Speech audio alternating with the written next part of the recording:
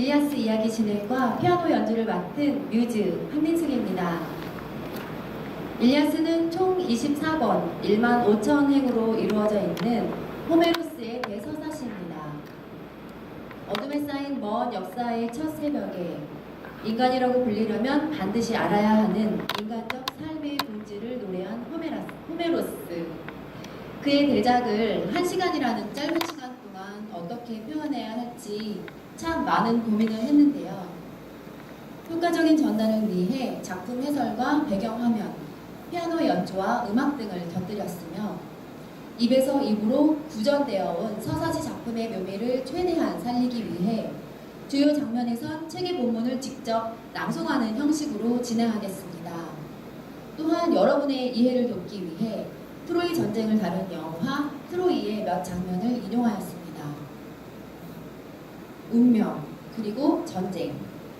일리아스 이야기 전반에 걸친 맥락은 바로 필멸의 인간과 불멸의 신들 사이에서 진행되는 잔인하고도 아름다운 운명과 전쟁입니다.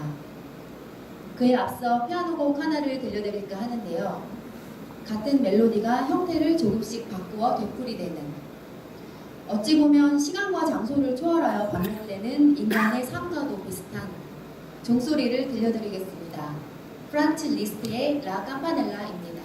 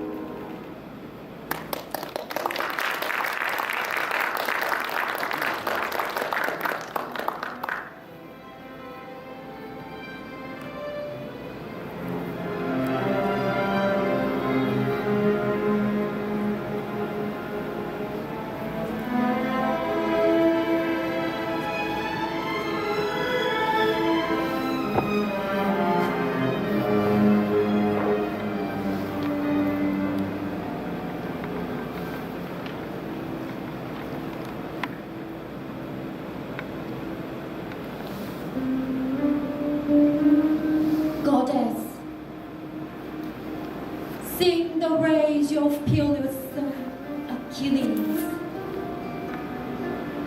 Murderers, doomed, that cost the Achaeans countless losses, hurling down to the house of death. So many sturdy souls, great fighters, those but make their bodies carrion, feast for the dogs and birds. And the will of Zeus was moving toward its end. Begin, muse, when the two first broke and clashed. Agamemnon, lord of men, and the brilliant Achilles.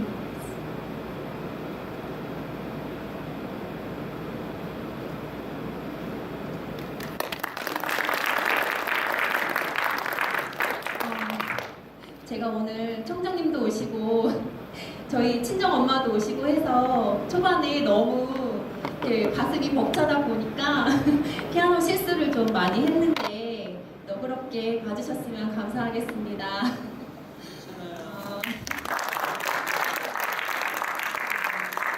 제 그리스어 실력 괜찮았나요? 예.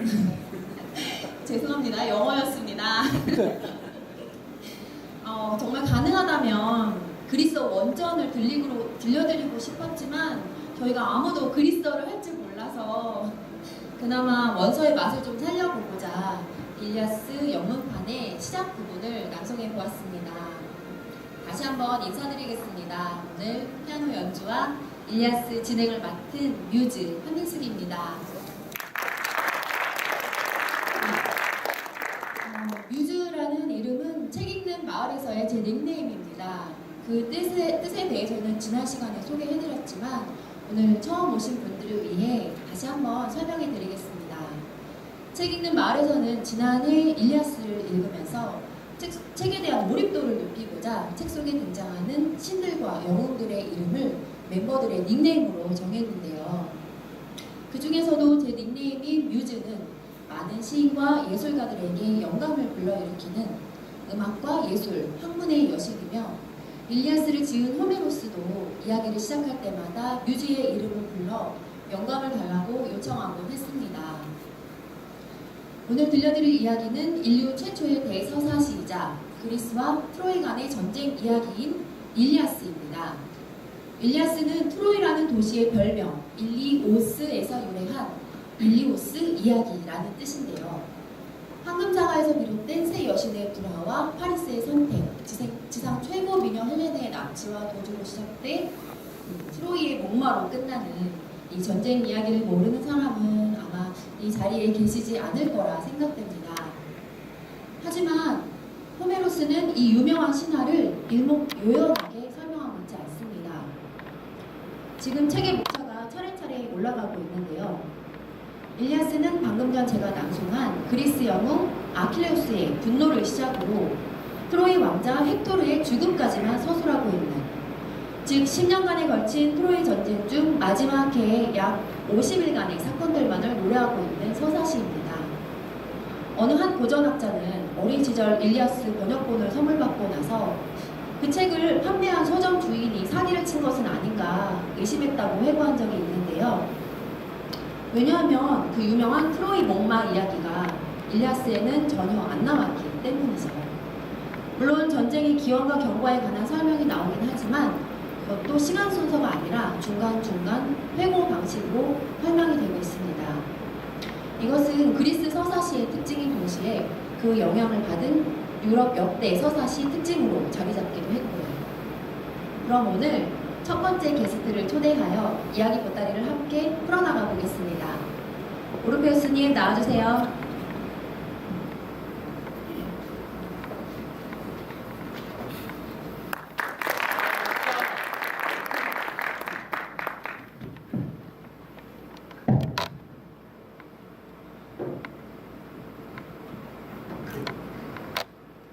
반갑습니다. 먼저 본인 소개부터 해주실까요?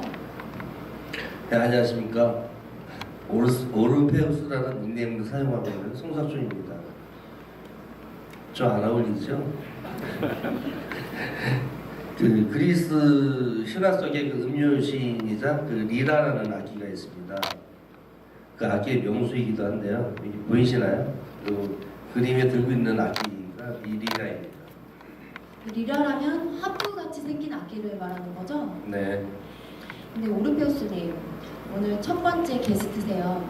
각오 한마디 해주시겠어요? 이 알고 보면 스토리는 참 재밌는데 등장인물도 많고 내용이 길다 보니까 처음 보는 사람은 자칫 어렵게 느껴질 수 있거든요. 첫 번째 게스트로서 그런 점을 재미나게 잘 풀어가야겠다는 그런 책임감, 그 점이 각오가 아닐까요? 솔직히 말씀드리면 저도 일리아스를 수면제 대용으로 사용한 적이 여러 번 된답니다. 밤에 자기 전에 책장을 펼치면 2장을 못 넘겼거든요. 미투입니다. 아마 일리아스를 읽는 대부분 초반에는 다 뮤지컬일 거예요. 그렇지만 어느 정도 속도가 붙고 나자 와 이래서 대작이로구나 하는 생각이 절로 들었어요.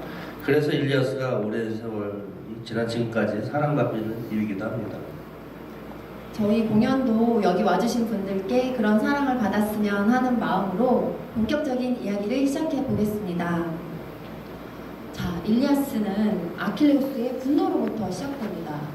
그렇다면 왜 그 대단한 영웅 아킬레우스가 분노를 하게 되었는지부터 짚어나가야 할 것 같은데요.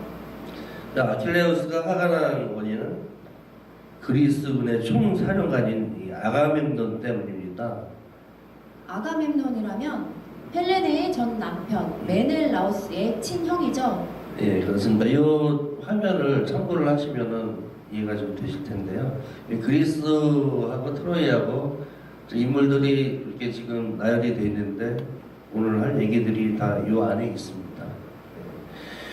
원래 그 결혼 전에 헬레나에게는 이제 구원자가 많았습니다.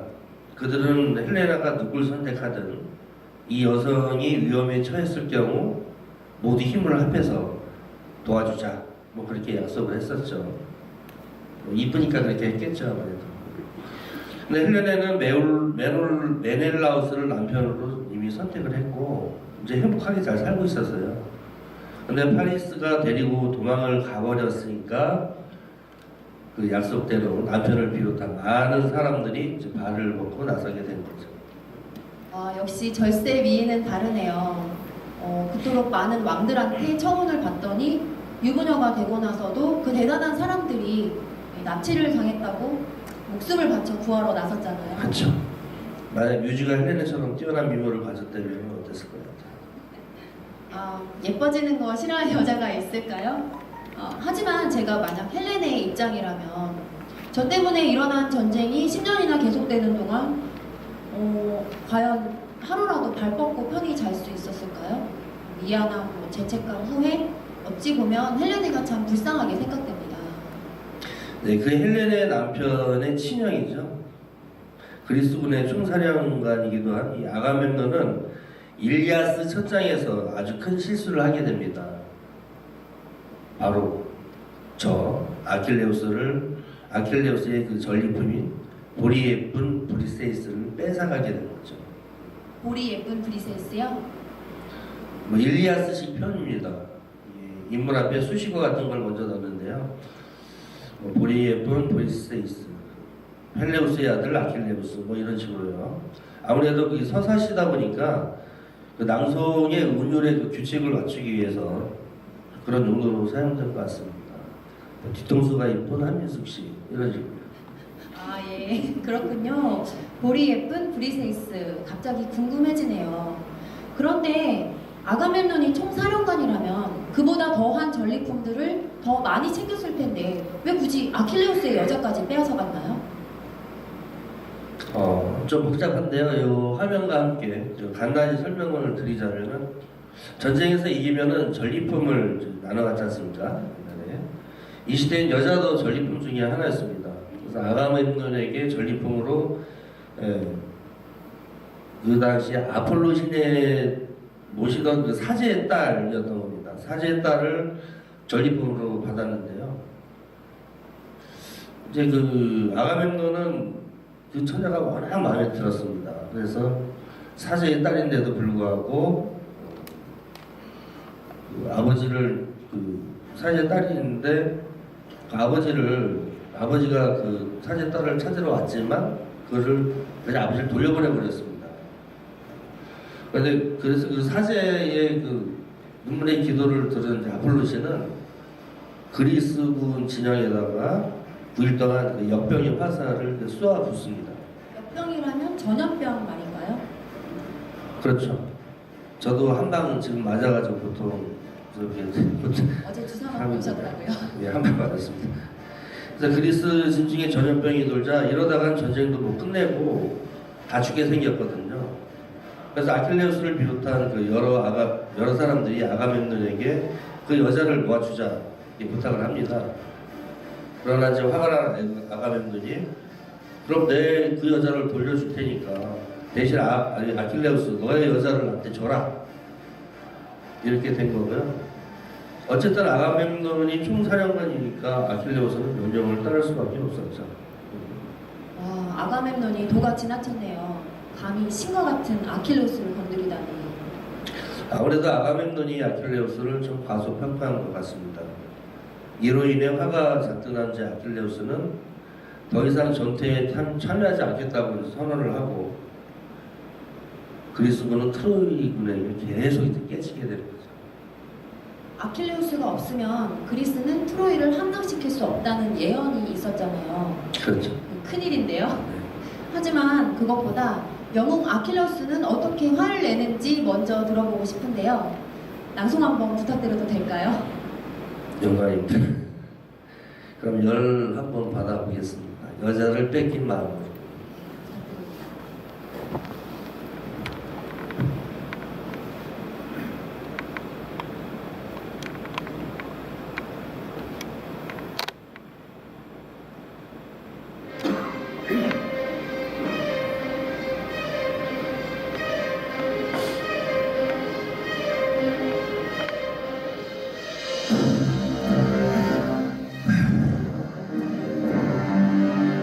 그대 화려찬 자야. 그대 교활한 자야.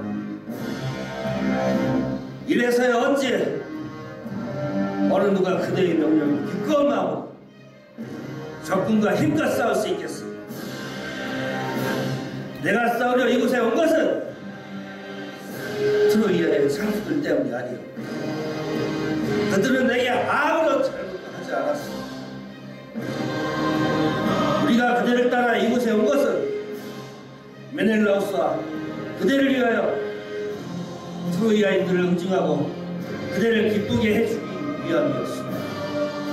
그런데 이런 사실은 염두에 두지도 않은 것하지도 않고 내가 빚다물이 얻었고 그리스군들이 내게 준 명예의 선물을 그대가 몸소 뺏어가겠다고 위협하다니 나는 그대와 동등한 선물을 한 번도 받아오지 못했어. 치열한 전투의 도구를 더 많이 큰다고 쓴 나의 팔이오니 분배할 때는 그대의 선물과 월등히 컸으며 지치도록 싸운 뒤 나는 보잘것없는 물건을 소중히 간직하지 삼선들로 돌아갔어. 이제 고향으로 돌아가겠어. 여기서 모욕을 받아가면 그대를 위하여 부와 재물을 쌓아줄 생각은 추워도 없소이다. 그리스군 모두 이 아킬레우스를 아쉬워할 날이 반드시 올 것이요. 숱한 사람들이 헬투로의 손에 죽어 쓰러집니다. 그대는 아무리 마음이 아파도 그들을 구하지 못할 것이요. 그때는 그리스군 가운데 가장 훌륭한 자를 현금만큼 존중하지 않는 일을 후회하면 그대의 자신의 심장을 쥐어뜯게 될 것이요. 와, 아킬레우스의 분노한 마음이 뼛속까지 울려 퍼지는 느낌입니다. 이 당시 아킬레우스가 많이 젊었죠? 저보다 젊었죠. 혈기왕성한 젊은이의 욱하는 성격과 뛰어난 장수로서의 자신감이 넘치는 것 같네요. 오르페우스님, 아킬레우스에 대한 설명 감사했습니다.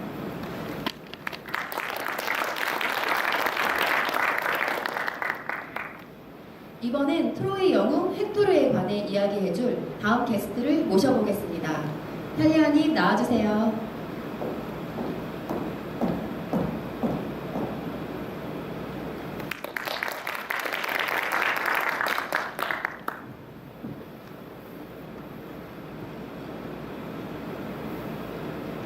안녕하세요. 이렇게 나와주셔서 감사드립니다. 초대해 주셔서 감사합니다.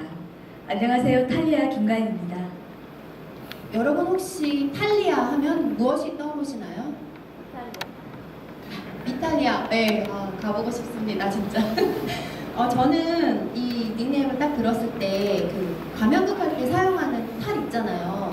여러 가지 표정의 얼굴 모양이요. 그게 생각났었거든요.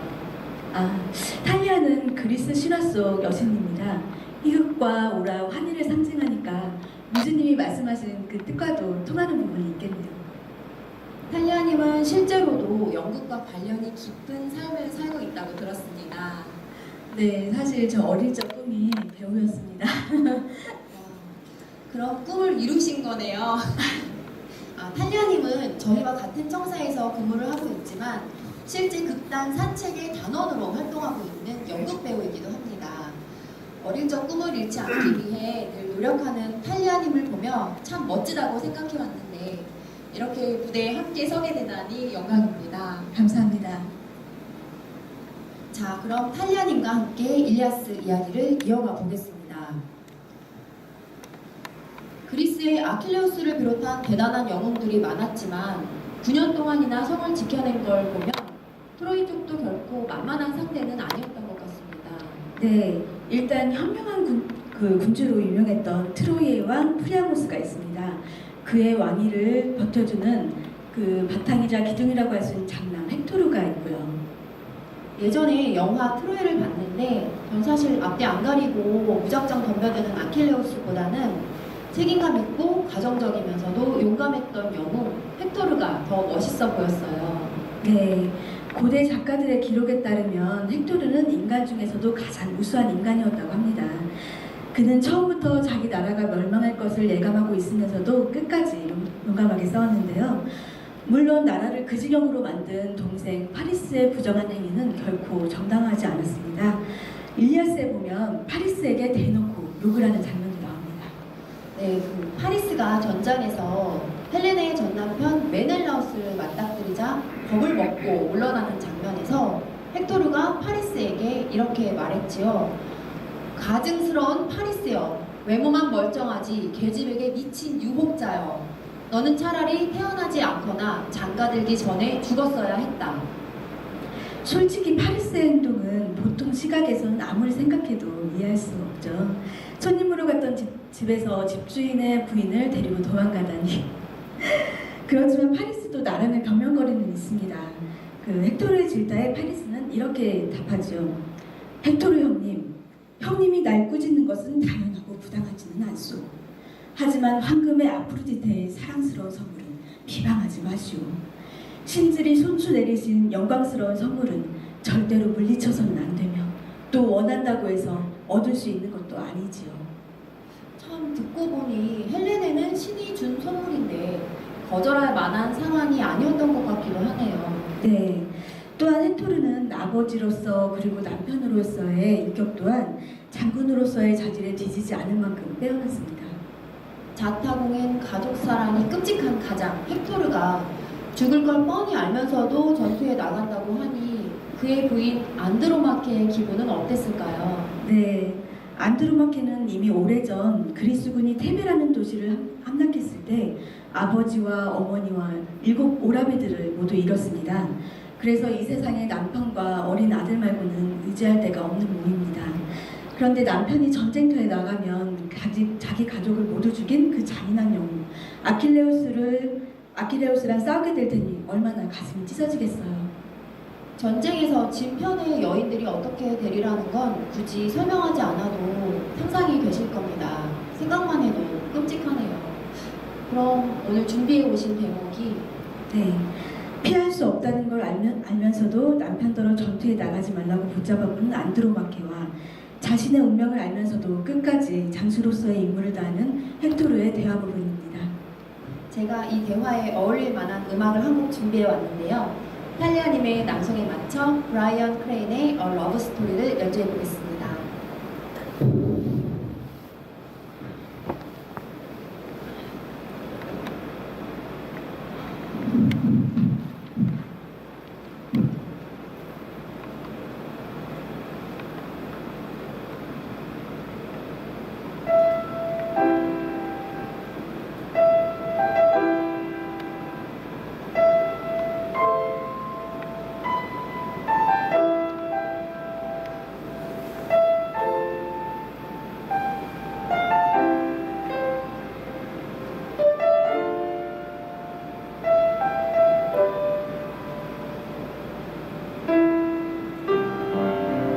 당신은 이상한 분이에요. 당신의 그 용기가 당신을 죽일 거예요.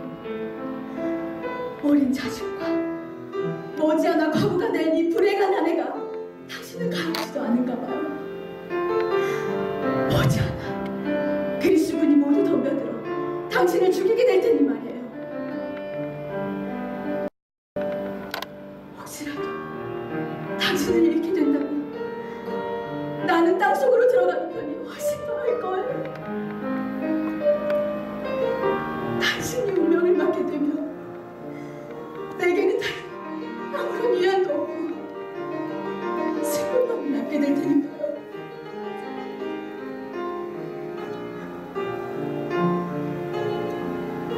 헥토르요, 당신이야말로 내게는 아버지요, 존경스러운 어머니, 그리고 오라비이기도 해요. 꽃다운 나군이요. 그러니 당신은 불쌍히 여기시고 제발 여기 성탑 위에 머무르세요. 제발 당신 자식을, 당신 아내를 과부로 만들지 마세요.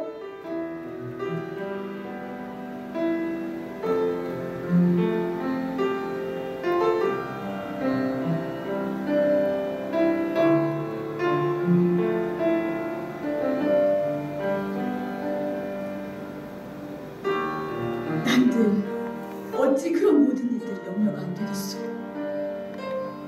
그렇지만 내가 만일 겁쟁이처럼 싸움터에서 물러선다면 트로이아인들을 보일 날이 없을 것이오.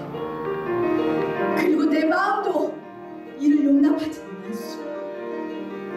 나는 언제나 용감하게 트로이아인들의 선두대에서 싸우며 아버지의 위대한 명성과 나 자신의 명성을 지키도록 배웠기 때문이에요. 물론 나도 마음속으로 잘 알고 있어. 언젠가는 신성한 일리오스와 훌륭한 브리아모스와 그의 백성들에게 멸망의 날이 오리라는 것을. 그러나 브리아모스 왕과 그리고 적군에 의해 먼지 속에 쓰러지게 된 수많은 용감한 형제들의 고통도 청룡갑옷을 입은 그리스국과 함께 누군가 눈물을 흘리는 당신을 끌고 가니 당신에게서 자유의 날을 빼앗을 때 당신이 당하게 될 고통만큼 내 마음을 아프게 하지는 않소. 당신이 끌려가는 울부짖는 소리를 듣기 전에 쌓아올린 눈더미가 죽은 나를 덮어주었습니다.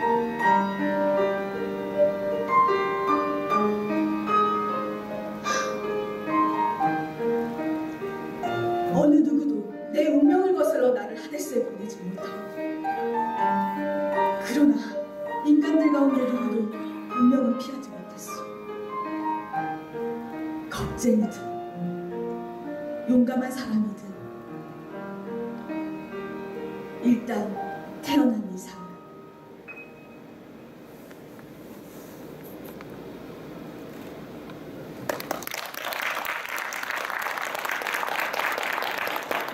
이토록 든든하고 멋진 남편을 곧 떠나보내야 하는 운명이라니 너무 마음이 아프네요. 그 많은 사람들의 희생, 역시 전쟁은 일어나서는 안 될 일인 것 같습니다. 탈리아님 오늘 감사했습니다.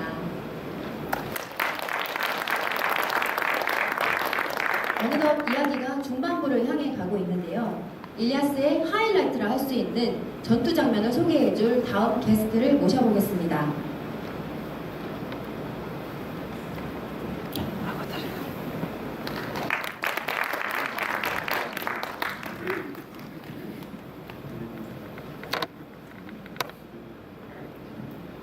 반갑습니다. 아르테미스님.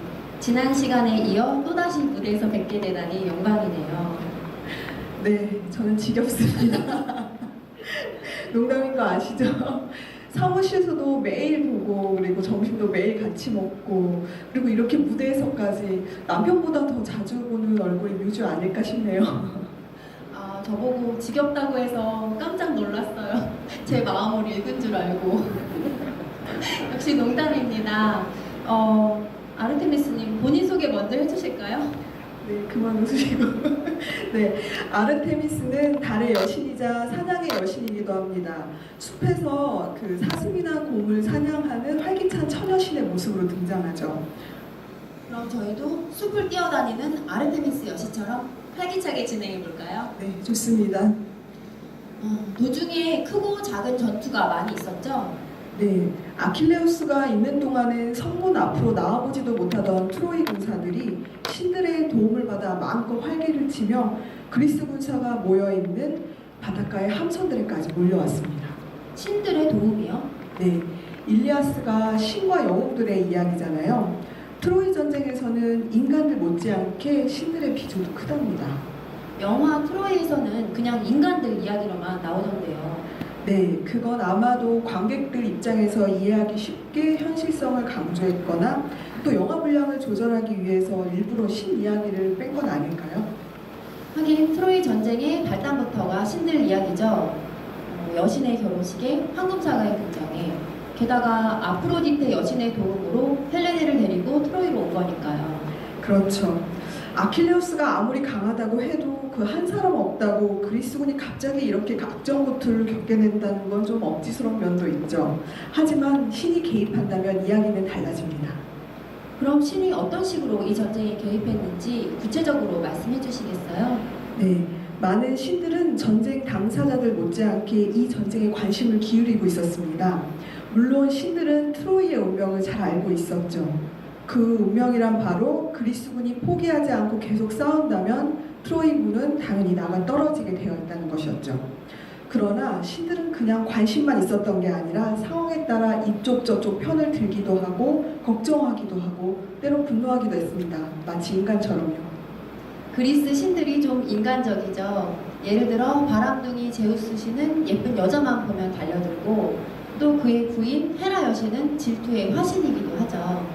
네, 이 상당히 인간적인 신들이 그리스와 트로이 양편으로 나누어 함께 전투를 벌였으니 얼마나 많은 인간들이 추풍 낙엽처럼 흩어져 사라졌을까요? 듣고 보니 그 많은 목숨들이 참으로 아깝네요. 그럼 신들은 누구 편이었죠? 네, 일단 트로이의 왕자 파리스 선택을 받지 못한 헤라 여신과 아테나 여신은 당연히 그리스 편이었죠. 그리고 파리스의 선택을 받은 아프로디테 여신은 트로이 편이요? 네, 맞습니다. 제우스는 거의 신들의 왕답게 중립을 지키려고 노력했죠. 그렇지만 막상 이 책을 보면 제우스야말로 이 전쟁에 엄청난 힘을 행사합니다. 일단 맨 첫 장에서 아킬레우스가 분노를 했죠. 아킬레우스는 자기 어머니 테티스 여신에게 가서 아가멤논과 있었던 일을 미주알 고주알 고해 바칩니다. 좀 마마보이 같네요. 보는 시각에 따라선 그럴 수도 있겠죠. 아들의 말에 몹시 붕괴한 테티스 여신은 신들의 왕 제우스에게 가서 부탁을 합니다. 저렇게 상대방의 턱을 한 손으로 잡는 행동이 그 시대의 간청의 표현이었죠. 그럼 테티스 여신은 뭐라고 부탁을 했나요? 네, 그 아들의 명예를 드높이기 위해 아킬레우스가 전투에서 물러나 있는 동안은 트로이의 승리를 몰아주어 아가멤논이 아킬레우스에게 했던 일을 후회하게 만들어 달라고요. 아킬레우스도 그렇고 그 엄마 테티스도 그렇고 정말 인간적이네요. 좀 실망인데요. 그런가요? 하지만 뭐 다시 생각해보면 너무 근엄한 모습들이 아니라 더 매력적으로 느껴지기도 합니다. 이래야 스토리가 되는 거겠죠? 덕분에 일리아스라는 희대의 명작이 탄생하게 된 거겠죠. 그러한 신들 덕분에 아킬레우스가 전투에서 물러나 있는 동안 그리스군은 고전을 면치 못했고 신들의 전적인 도움을 받던 트로이군과 헥토르는 기가 살아 넘지 말아야 할 선을 넘게 됩니다. 그렇다면 바로 네, 아킬레우스의 가장 각별했던 친구이자 영웅 파트로클로스의 죽음입니다. 와 끔찍합니다. 영웅의 절친을 죽이다니. 헥토르는 이제 끝났네요. 끝났어. 제가 오늘 준비한 대목이 바로 그 헥토르가 끝나는 부분입니다. 그리스의 아킬레우스, 트로이의 헥토르 두 영웅이 맞붙는 장면 정말 기대됩니다. 부탁드립니다.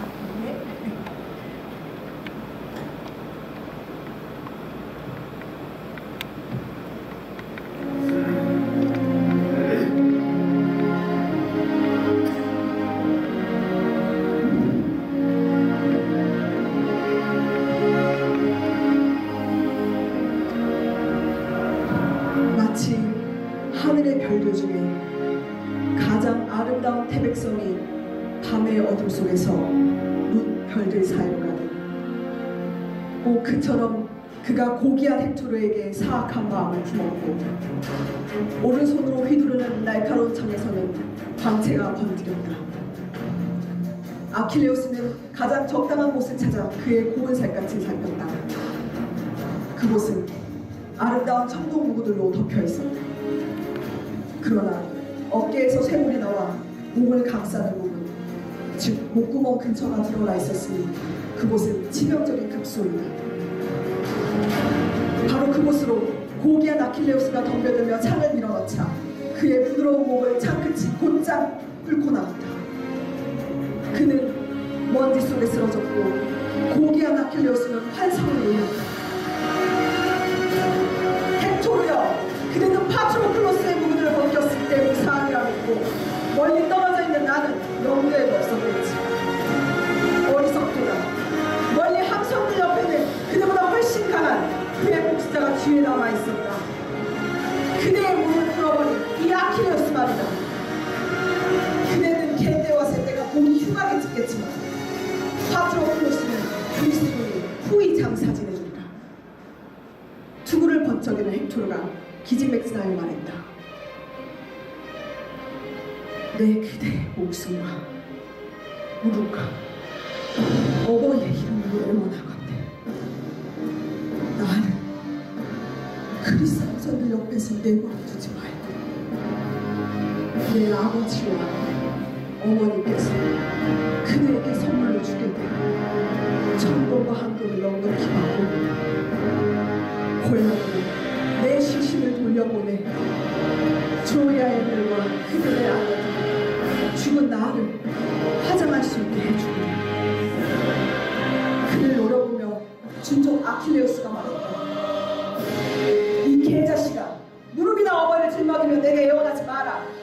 그대의 소행을 생각하면 너무나 분하고 괘씸해서 내 손수 그대의 살을 전혀 날려먹고 싶은 심정이다.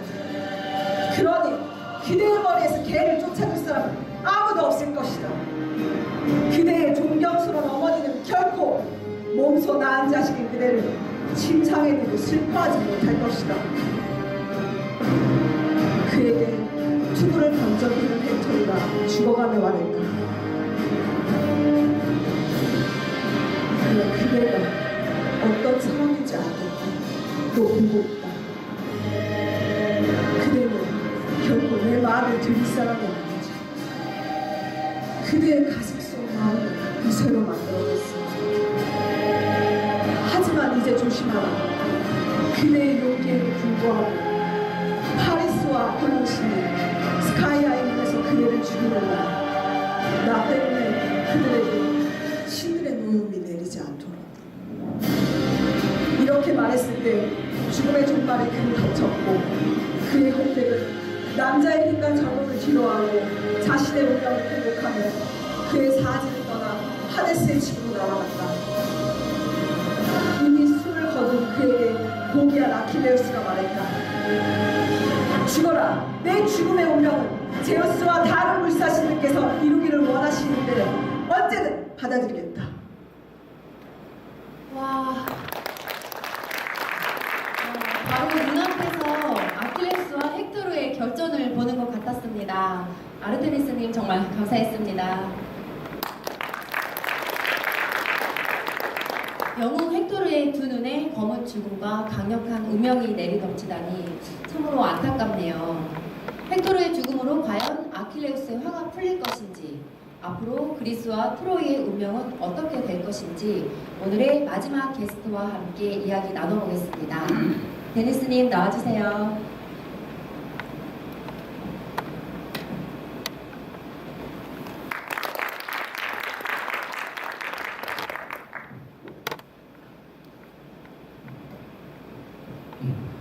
오래 기다리셨죠? 정말 반갑습니다. 빨리 나오고 싶어 몸이 근질근질했습니다. 저도 반갑습니다. 데니스님 역시 지난 시간에 잠깐 소개를 해드리긴 했지만 오늘 처음 오신 분들을 위해 한 번 더 자기소개 해주시겠어요? 안녕하세요. 데니스라는 닉네임을 쓰고 있는 양석실입니다. 원래 이름은 디오니소스죠. 로마식으로는 바쿠스, 우리청 매점에서는 바카스라고 부르는 포도주와 술의 신이자 기쁨과 광란, 황홀경의 신입니다. 와, 광란, 황홀경 정말 끝내주는 신이네요. 그런데 정작 데니스님은 술을 잘 못한다고 들었는데요. 술의 신도 나이 먹다 보니까 술에는 장사가 없더라고요.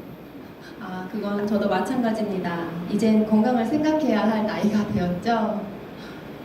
데니스님은 회원들이 이 두꺼운 일리아스를 눈앞에 두고 힘들어하고 있을 때 저희 책마을 이장님답게 회원들에게 직접 책을 읽어주셨다고요.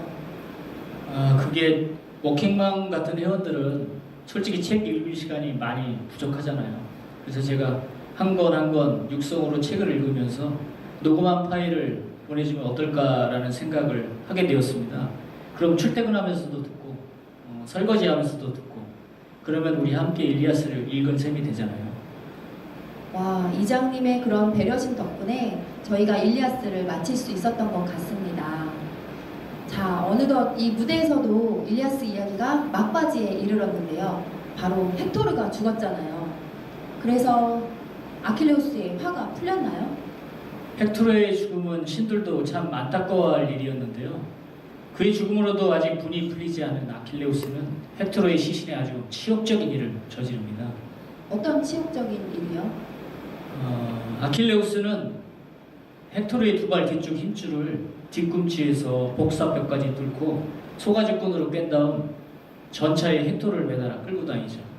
그것도 헥토르의 가족들이 볼 수 있도록 일리오스 성을 몇 바퀴씩 돌며 끌고 다닙니다. 와, 아무리 절친의 죽음이 슬프다지만 이건 좀 너무했네요. 게다가 예나 지금이나 시신은 함부로 다루지 않는 것이 죽은 자에 대한 예의인데. 아킬레우스에게는 그런 게 보이지 않았을 겁니다. 어차피 그도 곧 죽을 운명이었으니까요. 그건 단명하지만 명성을 얻는 삶을 원한 그의 선택이기도 했죠. 일리아스 전반을 흐르는 메시지가 운명이라는 건 잘 알고 있지만 시간이 지날수록 그 운명이라는 것이 왜 이렇게 점점 가혹하게 느껴지죠?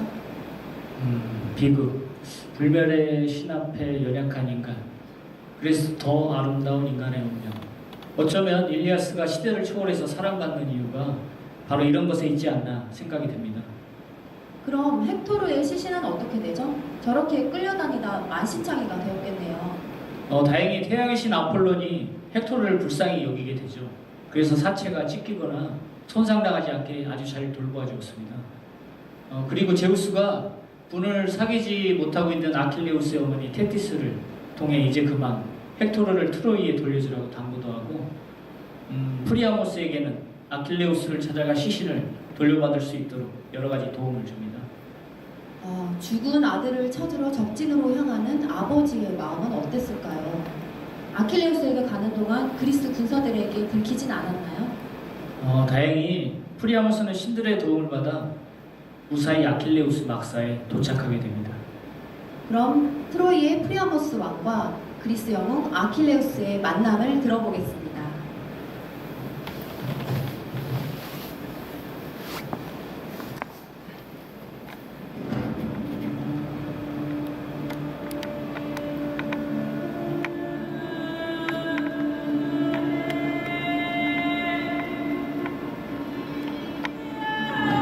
놀란 프리아모스는 가까이 다가가 두 손으로 아킬레우스의 무릎을 잡고 자기 아들들을 수없이 죽인 그 무시무시한 두 손에 입맞추었다. 신과 같은 아킬레우스여, 나는 참으로 불행한 사람이요. 드넓은 트로야에서 나는 가장 훌륭한 아들을 낳았건만 그중 한 명도 남지 않았으니 말이오. 내게는 아들이 10명이나 있었지만 사나운 전쟁의 신 아레스가 그들 대부분의 무릎을 풀어버렸어. 그리고 혼자 남아서 도성과 백성들을 지키던 헥토르도 조국을 위해 싸우다 얼마 전 그대 손에 죽었어. 그래서 난 그 애 때문에 그대에게서 그대를 돌려받고자 헤아릴 수 없는 몸값을 가지고 지금 아카이오 이주 감선들을 찾아온 것이오. 아킬레우스, 신을 두려워하고 그대 아버지를 생각해 나를 동정하시오. 나는 그분보다 동정받아 마땅하오. 나는 세상 어떤 사람도 참아 못할 짓을 하고 있지 않소. 내 자식들을 죽인 사람의 얼굴에 손을 내밀고 있으니 말이오.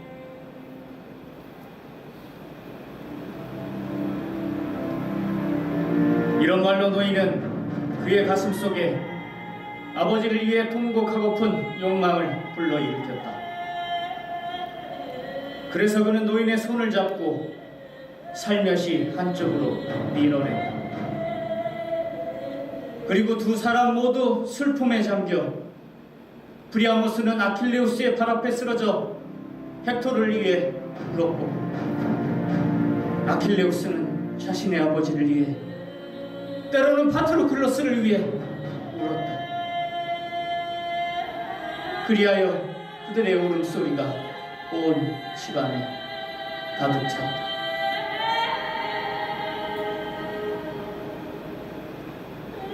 하녀들이 시신을 씻기고 기름을 바르고 나서 훌륭한 겉옷과 윗옷으로 시신을 덮자 아킬레우스가 손수 시신을 들어 진상에 두었고 그의 전호들은 시신을 반들반들 깎은 진술에 실었다.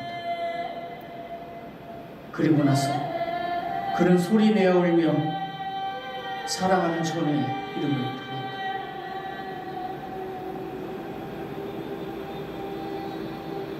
파트로클로스여, 하데스의 집에서라도 내가 고귀한 헥토르를 그의 사랑하는 아버지에게 내주었다고 듣거든 나를 원망하지 마시오. 그는 욕되지 않을 만큼 몸값을 바쳤다오. 그대에게도 그 중에서 적당한 몫을 나눠줄 것이오.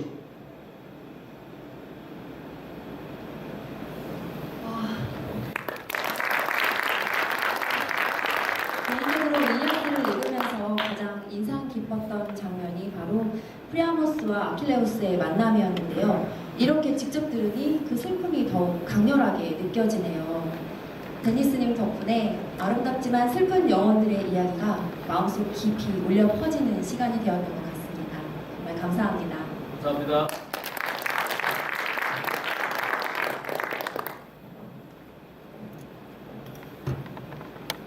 아킬레우스의 분노로 시작했던 일리아스는 헥토르의 죽음과 프리아모스 왕이 그 시신을 돌려받는 내용으로 이렇게 막을 내립니다.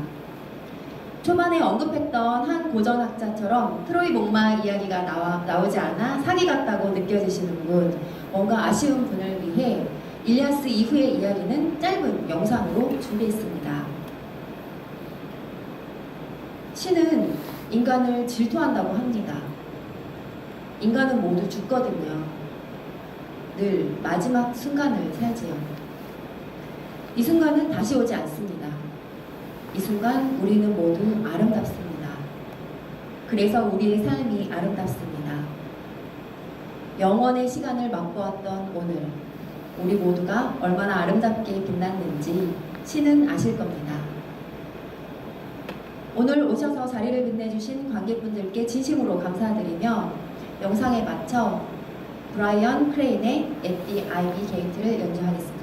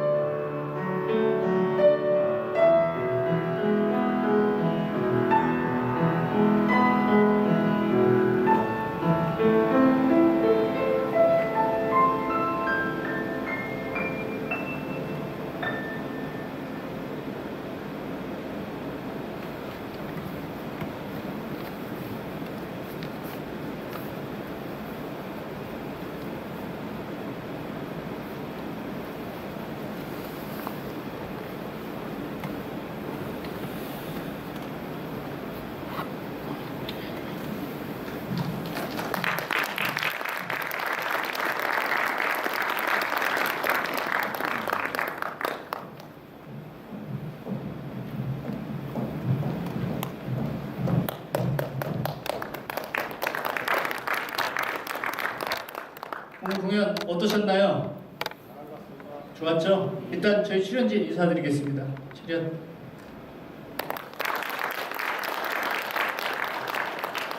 오늘 여기 오신 분들은 참 복이 많으신 겁니다. 오늘 공연 형식이 우리 경찰에 아마 최초로 시도된 형식이 아닐까. 또 자부하는 게 아마 대한민국 최초의 형식일 거라고 자부합니다. 공연 형식을 굳이 설명을 드리자면 몸짓과 대사를 같이 해서 하는 일반 연극과는 달리 목소리만으로 연기를 하는 낭독극의 형식을 취했고요. 일반적인 용어, 여러분들이 익숙한 용어인 이제 낭송이라는 표현을 썼던 점 좀 양해 바라고요. 여기 출연진 나오죠. 다 소속이고 저희 닉네임들입니다. 나중에 만나뵐 때 한 번씩 불러주시면 감사하겠습니다. 언제나 그렇듯이 이렇게 귀한 걸음 해주신 모든 직원분들께 가장 큰 감사를 드리고요. 또 오늘 공연의 핵심이었던 피아노 조율에 협조해주신 경무 과학계장님 그리고 직원분들께 감사를 드립니다. 저 컴퓨터를 피아노가 사람으로 치면 80대 노인의 상태였는데 그나마 조율을 통해서 60대 젊은 오빠로 바뀌었습니다. 그래서 오늘 그 리스트의 곡을 조금 더 완벽하게 좀 소화해낼 수 있었을 것 같습니다. 그 부분에 감사드립니다.